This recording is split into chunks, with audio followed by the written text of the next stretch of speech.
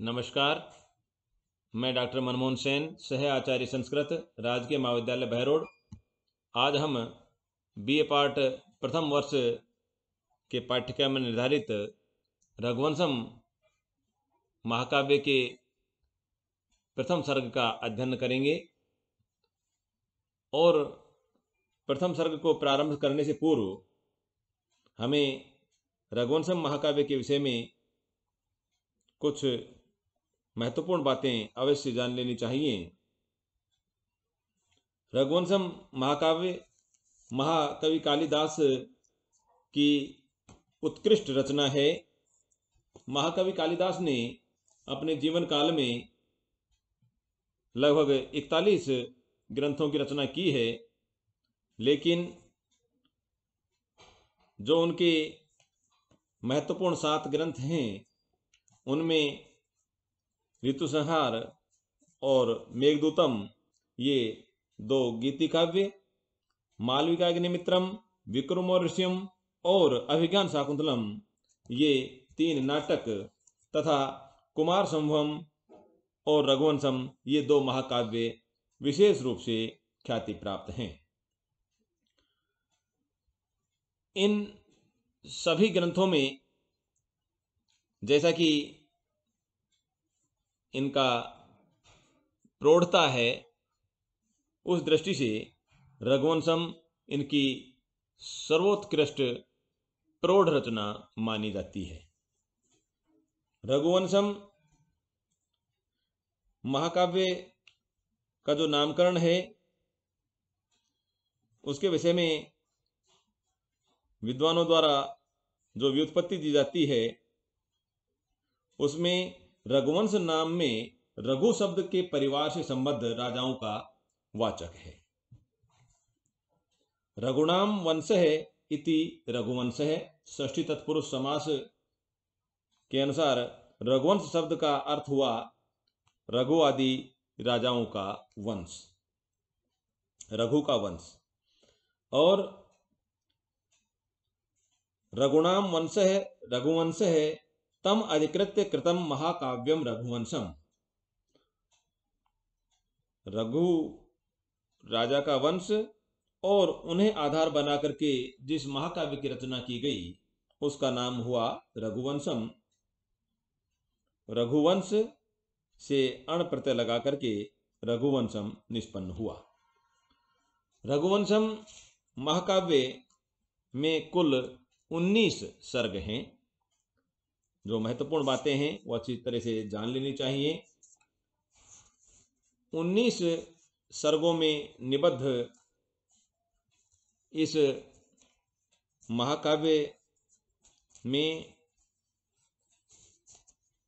प्रथम सर्ग से लेकर के और जो अंतिम 19वां जो सर्ग है उसमें कुल 31 सूर्यवंशी राजाओं का वर्णन है। राजा मनु से लेकर के और अग्निवर्ण तक कुल 31 राजाओं का इसमें वर्णन है। क्योंकि हमारे पाठ्यक्रम में रघुवंशम का प्रथम सर्ग निर्धारित है, इसलिए हम विशेष रूप से प्रथम सर्ग के विषय में ही चर्चा करेंगे। महाकवि कालिदास ने अपनी कृति रघुवंशम के आरंभ में पार्वती और परमेश्वर का वंदन करके अपने विनय का प्रदर्शन किया है। जैसा कि इसका जो प्रथम श्लोक है, वागर्थाभि संपर्कतौ वागर्थ प्रतिपत्तये जगत पितरौ वंदे पार्वती परमेश्वरु, इस प्रकार से जो इसका मंगलाचरण का श्लोक है। ग्रंथ का जो आरंभ है वो वैवस्वत नाम के मनु राजाओं में प्रथम हुए। वैवस्वत नाम के मनु राजाओं में प्रथम हुए। उनके वंश में दिलीप नाम के राजा उत्पन्न हुए। वे दृढ़ और सुंदर शरीर वाले तथा विद्या, बुद्धि, नीति, पराक्रम आदि गुणों से संपन्न थे। उनके राज्य में प्रजाएं अपनी मर्यादा में रहकर अतिशय सुख से समय व्यतीत करती थी। महाराजा दिलीप की मगध देश की राजकुमारी सुदक्षिणा नाम की पटरानी थी। अपार वैभव एवं सुख के अनंत साधनों के होते हुए भी वह सुखी नहीं था और वह सदैव उदास रहता था। उसकी इसी उदासी का एकमात्र कारण था उसकी पुत्रहीनता या संतानहीनता। राजा ने संतान प्राप्ति के निमित्त अनुष्ठान करने के लिए राज्य का भार मंत्रियों को सौंपकर अपनी महारानी सुदक्षिणा के साथ एक रथ में चढ़कर गुरु वशिष्ठ के आश्रम में पहुंचे। महर्षि वशिष्ठ ने पाद्य अर्घ्य आदि से राजा का सत्कार कर कौशलक्षेम आदि पूछा। राजा ने भी पत्नी के साथ गुरु और गुरु पत्नी अरुंधति को अभिवादन कर संतान के न होने से मेरी वंश परंपरा यहीं से विच्छिन्न हो जाएगी और मेरे बाद पितरों को श्राद्ध पिंड तर्पण जल देने वाला कोई नहीं रह जाएगा, यह कहकर अपना दुख प्रकट किया।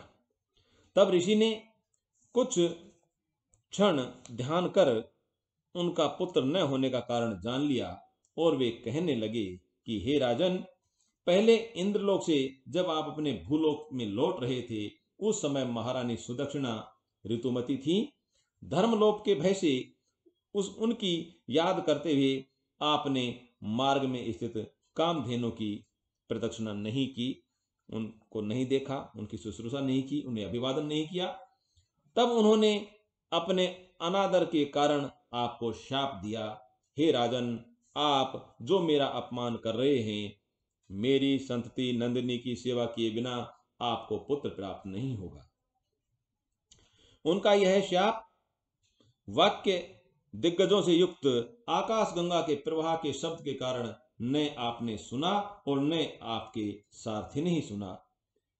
इस समय वह कामधेनु दीर्घ काल तक यज्ञ करने वाले वरुण हवि के लिए पाताल में है, इसलिए उन्हीं की पुत्री नंदिनी की आप पत्नी के साथ सेवा करें, वह आपकी इच्छा को पूर्ण करेगी। उसी समय नंदिनी वन से आ गई। इसके पश्चात ऋषि ने तपस्या की सिद्धि होने पर भी राजा के व्रत नियम की अपेक्षा से वन में स्थित कंद मूल फल आदि भक्ष पदार्थ देकर उन्हें कुश आदि शयन सामग्री से युक्त पर्णशाला में रहने के लिए आज्ञा दी। महाराजा दिलीप ने महारानी सुदक्षिणा के साथ उस पर्णशाला में निवास और शयन कर रात व्यतीत की। ये पहला जो सर्ग है, प्रथम जो सर्ग है, उसका ये कथानक है। और जो पहला सर्ग है उसकी कुछ विशेषताएं हैं, वो इस प्रकार से हैं कि महाकवि कालिदास की जो शैली है वह प्रसाद गुण और वैदर्भी रीति से युक्त है। छोटे छोटे सरल और सहज शब्दों के द्वारा उन्होंने काव्य में जो रस आदि हैं वो इस तरह से प्रदर्शित किए हैं या इस तरह से उनका वर्णन किया है कि जो पाठक हैं वो सहज ही रघुवंशम काव्य की ओर आकर्षित हो जाते हैं। उनकी शब्दावली में लालित्य है, संगीतात्मकता है, चित्रोपमा है। जो एक कवि में विनम्रता होनी चाहिए वह भी महाकवि कालिदास के रघुवंशम महाकाव्य के प्रथम सर्ग में लक्षित होती है और उनके एक एक वाक्य सूक्ति बन गए हैं। जैसा कि आपके यहाँ प्रदर्शित है, क्वः सूर्य प्रभो वंश क्वः चल्प विषयामति, कि सूर्य वंश में उत्पन्न होने वाले राजाओं का चरित्र कहाँ और मेरे जैसे अल्प बुद्धि वाला व्यक्ति कवि कहाँ। लेकिन फिर भी मैंने उन राजाओं के वंश के विषय में कुछ व्याख्यान करने का, कुछ लिखने का संकल्प किया है। तो यह मेरे पूर्व में उत्पन्न होने वाले जो कवि हैं उन्होंने जो मार्ग बनाया है उसी को आधार बना करके मैं उनके चरित्र का वर्णन कर रहा हूं। तो ये अत्यधिक विनम्रता को प्रदर्शित करता है। आप प्रथम सर्ग में वैदर्भी शैली चरमोत्कर्ष पर है। प्रथम सर्ग में उपमा की अद्भुत जो छटा है वो देखते ही बनती है। इसमें प्रकृति का, संस्कृति का जितना सुंदर चित्रण, नैसर्गिक चित्रण किया गया है वह अन्यत्र दुर्लभ है। प्रथम सर्ग की कुछ संक्षेप में विशेषताएं आपको बतलाते हैं। वो इस प्रकार से हैं कि प्रथम सर्ग रघुवंश वर्णन की भूमिका के रूप में भारतीय संस्कृति के मूल्यों को प्रतिस्थापित करते हैं। उपमा का वैविध्यपूर्ण प्रयोग करके बिंबों को स्थापित किया गया है। वैदर्भी रीति व प्रसाद गुण का इसमें वैभव देखने को मिलेगा। आलंकारिक वर्णनों को काव्य के माध्यम के रूप में प्रयुक्त किया गया है। भारतीय वर्ण व्यवस्था को भी मूल्य के रूप में प्रस्तुत किया है। भारतीय संस्कृति के मूल्य के रूप में जो सेवा का चित्रित कर भारतीय परंपरा की महिमा प्रदान की गई है। गुरु सेवा, गुरु भक्ति को भी जीवन मूल्य के रूप में चित्रित किया गया है। इस प्रथम सर्ग में यह हमें देखने को मिलेगा। राजा और प्रजा के संबंधों को अनेक आयामों में बड़ी बारीकी से चित्रित किया गया है। पुत्र का तात्पर्य एवं पुत्र की महत्ता को भी रेखांकित किया गया है। जीवन के व्यवहारिक पक्ष को चित्रित करते समय धर्म की व्यापकता को रेखांकित किया गया है। चरित्र चित्रण में कवि ने स्वाभाविक पक्ष को स्वीकारा है, चमत्कार या कृत्रिमता को नहीं। सर्ग की प्रत्येक पंक्ति काव्य का निदर्शन है जो अपनी रसमयता और अभिव्यंजनात्मकता से संवेदित करने में सक्षम है। अब आगे इस प्रथम सर्ग का जो प्रथम श्लोक है, जो मंगलाचरण आदि हैं, वहाँ से इस ग्रंथ को, इस सर्ग को प्रारंभ करेंगे। वो अगले व्याख्यान में आपको बतलाएंगे। धन्यवाद।